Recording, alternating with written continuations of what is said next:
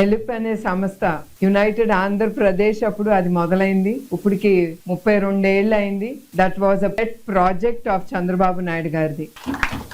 అప్పటి నుంచి రమాదేవి గారు రాత్రింబగళ్ళు కష్టపడి ఇవాళ అంతమంది మహిళల్లో వెలుగు గాని నవ్వు గాని వాళ్ళ జీవితాల్లో మనం చూస్తున్నామంటే అది ఓకే, చంద్రబాబు నాయుడు గారు పెట్టొచ్చు, బట్ ద లీడర్షిప్ టు అది ఆ సంస్థని ముందుకు తీసుకెళ్లే రమ గారికి వెళ్తుంది మెయిన్ ఆ క్రెడిట్.